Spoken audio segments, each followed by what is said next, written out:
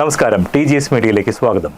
രാജ്യം നടുങ്ങിയ ഒരു വൻ തീവണ്ടി അപകടത്തിന്റെ വിവരങ്ങളും അതോടൊപ്പം സാധാരണക്കാരെ തേടിയെത്തിയ വലിയൊരു ആശ്വാസ വാർത്തയുമാണ് TGS മീഡിയ ഇന്ന് നിങ്ങളുടെ മുന്നിലേക്ക് എത്തുന്നത്.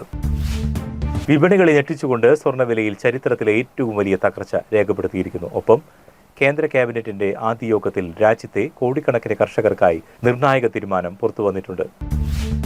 കാൽപന്തിന്റെ വൻകരകളിലേക്ക് ലോകം കണ്ണു തുറക്കാൻ ഇനി മണിക്കൂറുകൾ മാത്രം ബാക്കി നിൽക്കെ നാളെ മെക്സിക്കോ സിറ്റിയിൽ പന്തുരുളുന്ന ഫിഫ ലോകകപ്പിന്റെ വിശേഷങ്ങളും നമ്മളെ ചിന്തിപ്പിക്കുന്ന ചില കൗതുക വാർത്തകളും അടങ്ങുന്ന ഇന്നത്തെ പ്രധാന ദേശീയ അന്തർദേശീയ വാർത്തകളിലേക്ക്. ആദ്യമായി വിപണിയിലെ ആ വമ്പൻ വാർത്തയിലേക്ക്. സ്വർണം വാങ്ങാൻ കാത്തിരുന്ന മലയാളിക്ക് ഇതാ ഒരു ലോട്ടറി അടിച്ച വാർത്ത. സംസ്ഥാനത്ത് ഇന്ന് സ്വർണ്ണവില കുത്തനെ ഇടിഞ്ഞു. ഒറ്റയടിക്ക് പവന് 3160 രൂപയാണ് കുറഞ്ഞിരിക്കുന്നത്. ഇതോടെ ഒരു പവൻ സ്വർണത്തിന്റെ ഇന്നത്തെ വില 1,09,160 രൂപയായി താഴ്ന്നു. ഗ്രാമിന് 395 രൂപ കുറഞ്ഞത് 13,645 രൂപയിലാണ് ഇന്ന് വ്യാപാരം നടക്കുന്നത്. അന്താരാഷ്ട്ര വിപണിയിൽ സ്വർണ്ണവില ഔൺസിന് $150 ഇടിഞ്ഞ് 4,180 ഡോളറിലേക്ക് എത്തിയതാണ് കേരളത്തിലെ വിപണിയും ഈ വൻ വിലക്കുറവിന് കാരണമായി തീർന്നത്. ഈ മാസത്തെ ഏറ്റവും കുറഞ്ഞ നിരക്കാണിത്. എന്നുകൊണ്ട് തന്നെ കല്യാണ ആവശ്യങ്ങൾക്കായി സ്വർണം മുൻകൂട്ടി ബുക്ക് ചെയ്യാനും വാങ്ങാനും ജ്വല്ലറികളിൽ വലിയ തിരക്കാണെന്ന് അനുഭവപ്പെടുന്നത്.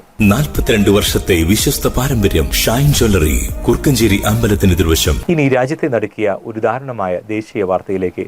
ഒഡീഷയിലെ ബാലസോറിന് സമീപം വീണ്ടും ഒരു വൻ ട്രെയിൻ അപകടം. ഇന്ന് പുലർച്ചെ നിർത്തിയിട്ടിരുന്ന ഗുഡ്സ് ട്രെയിനിലേക്ക് കൊൽക്കത്തയിൽ നിന്ന് വരികയായിരുന്ന പാസഞ്ചർ ട്രെയിൻ നിയന്ത്രണം വിട്ട് ഇടിച്ചു കയറുകയായിരുന്നു. അപകടത്തിൽ പാസഞ്ചർ ട്രെയിനിന്റെ 4 ബോഗികൾ പാളം തെറ്റി മറിഞ്ഞു. പ്രാഥമിക വിവരങ്ങൾ അനുസരിച്ച് 5 പേർ മരണപ്പെടുകയും 50-ലധികം ആളുകൾക്ക് പരിക്കേൽക്കുകയും ചെയ്തിട്ടുണ്ട്.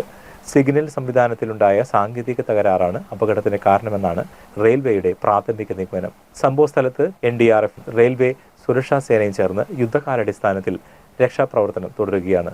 അപകടത്തെക്കുറിച്ച് സമഗ്രമായ അന്വേഷണത്തിന് റെയിൽവേ മന്ത്രാലയം ഉത്തരവിട്ടിട്ടുണ്ട്. പുതിയ കേന്ദ്ര സർക്കാർ അധികാരമേറ്റതിനു ശേഷമുള്ള ആദ്യ ക്യാബിനറ്റ് യോഗത്തിൽ രാജ്യത്തെ കർഷകർക്കായി വലിയൊരു പ്രഖ്യാപനം നടത്തിയിരിക്കുകയാണ് പ്രധാനമന്ത്രി നരേന്ദ്രമോദി.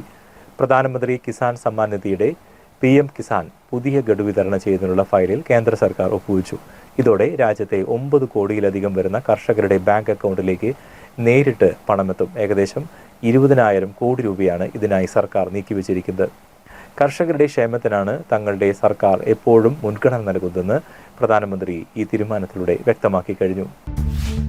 ഇനി മലയാളിക്ക് ഉറക്കമില്ലാത്ത രാത്രികൾ. ലോകം കാത്തിരിക്കുന്ന ഫിഫ ലോകകപ്പ് 2026 നാളെ, അതായത് ജൂൺ 11 മെക്സിക്കോയിൽ തുടക്കമാവുകയാണ്.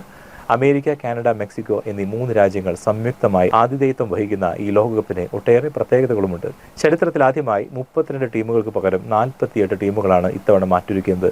ആകെ 104 മത്സരങ്ങൾ. ഉദ്ഘാടന മത്സരത്തിൽ നാളെ ആതിഥേയരായ മെക്സിക്കോ സൗത്ത് ആഫ്രിക്കയെ നേരിടും.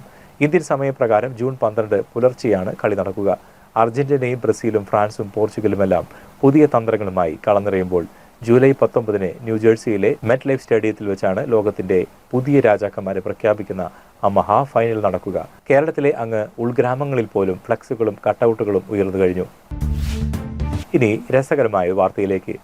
പണിയെടുക്കാതിരിക്കുവാൻ 24 വർഷം അവധിയെടുത്ത ഒരു ഉദ്യോഗസ്ഥൻ.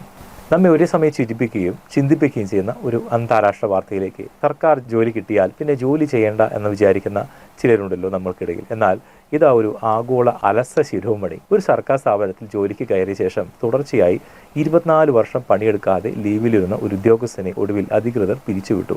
യൂറോപ്പിലാണ് ഈ സംഭവം. 1990കളിൽ ജോലിയിൽ പ്രവേശിച്ച അയാൾ പലവിധ കാരണങ്ങൾ കാണിച്ച് മെഡിക്കൽ ലീവും മറ്റും അവധികളും മാറി എടുക്കുകയായിരുന്നു. അത്ഭുതം അതല്ല, ഈ 24 വർഷം ഇയാൾക്ക് കൃത്യമായി ശമ്പളത്തിന്റെ വലിയൊരു ശതമാനം അക്കൗണ്ടിൽ വരുന്നുമുണ്ടായിരുന്നു. ഇത്രയും കാലം ഇതാരും അറിഞ്ഞില്ലേ എന്നാണ് സോഷ്യൽ മീഡിയ ചോദിക്കുന്നത്. ശരിക്കും ചിന്തിക്കേണ്ട കാര്യമാണ്. സിസ്റ്റത്തിലെ ഈ പഴുതുകൾ എന്ന് നമ്മൾ തിരിച്ചറിയും. വില കുറഞ്ഞ സ്വർണവും നാളെ തുടങ്ങുന്ന ലോകകപ്പ് ആവേശവും ഒഡീഷയിലെ വണ്ടി അപകട വാർത്തകളും അടങ്ങുന്ന ഇന്നത്തെ പ്രധാന വാർത്തകൾ ഇവിടെ പൂർണ്ണമാകുന്നു. ലോകകപ്പിൽ നിങ്ങളുടെ പ്രിയപ്പെട്ട ടീം ഏതാണെന്ന് താഴെ കമന്റ് ചെയ്യുമല്ലോ. കൂടുതൽ ട്രെൻഡിംഗ് വാർത്തകളും വിശേഷങ്ങളുമായി TGS മീഡിയയിലൂടെ വീണ്ടും കാണാം. വാർത്തകൾ തത്സമയം അറിയാൻ ഈ ചാനൽ ഇപ്പോൾ തന്നെ സബ്സ്ക്രൈബ് ചെയ്യുക. നന്ദി, നമസ്കാരം.